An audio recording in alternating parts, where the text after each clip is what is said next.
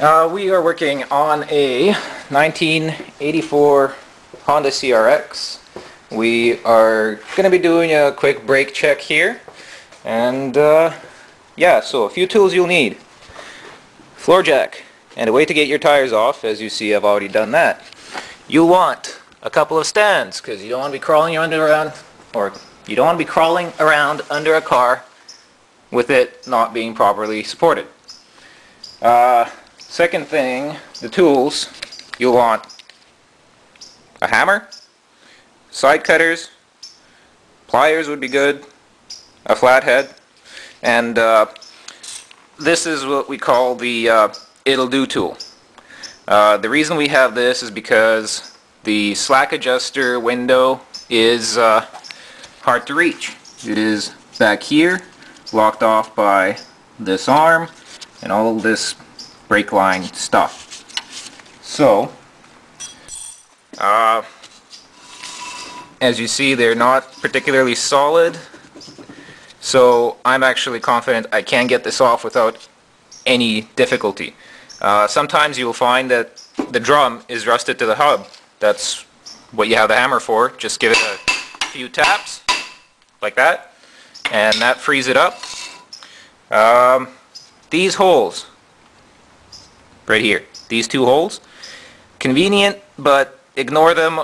They're there for basically two reasons. Your drum has a giant lip and your slack adjuster is seized. What that does is it traps the shoes inside the drum and you have no way of backing them off because you can't turn the slack adjuster. In which case you put bolts into here and just pry that drum off. You'll probably break a couple of clips. Nothing serious.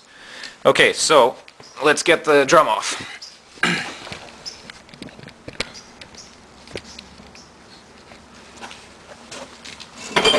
So as you see, nice and easy, and I can already tell you why.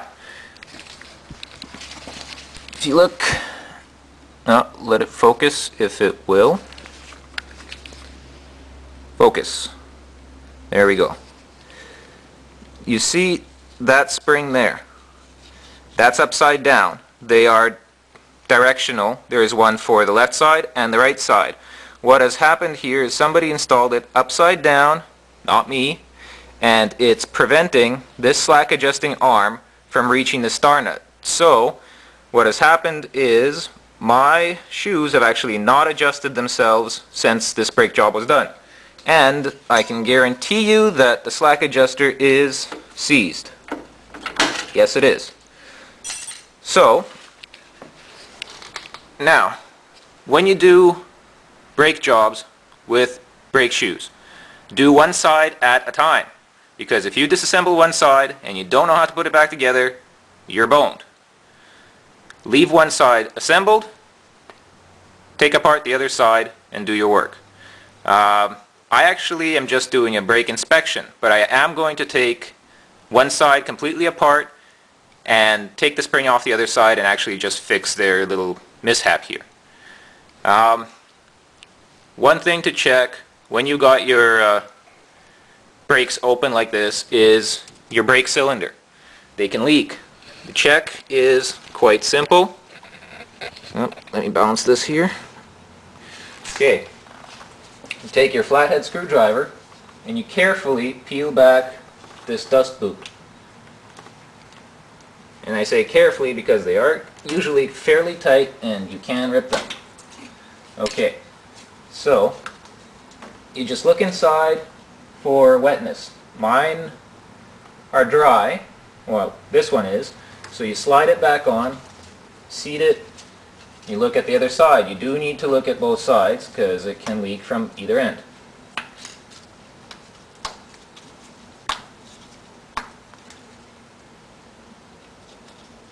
Okay, this side has moisture. So that means that this brake cylinder is on its way out. I will need to do that. I will buy brake shoes, brake cylinder, and a spring kit because I don't like the way anything looks in here. My drums are okay, there's not a big lip, but I will probably replace them because they're not very expensive. Okay, so let's start taking this apart. We take our side cutters.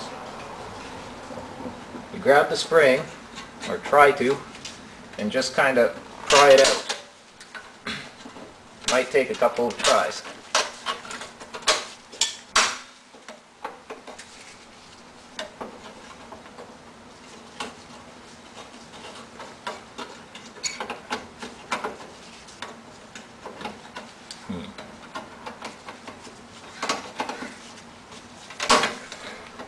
As you see, it's not always easy. There we go.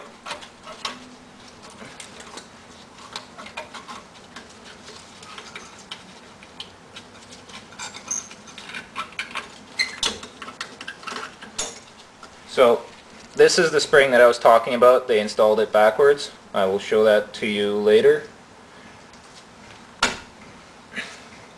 Now, how the shoes are actually held in place. There are 2 pins running from the back to the front, and a clip is holding them. This is why I have these. Just kind of spread them open. All you need them for is to press the clip down so you can turn the pin and slide it out through the opening, like that. So you see there's a vertical line. The pin goes through here and then turns to lock in, like that. All we're doing is releasing it, like that. Do that on both sides.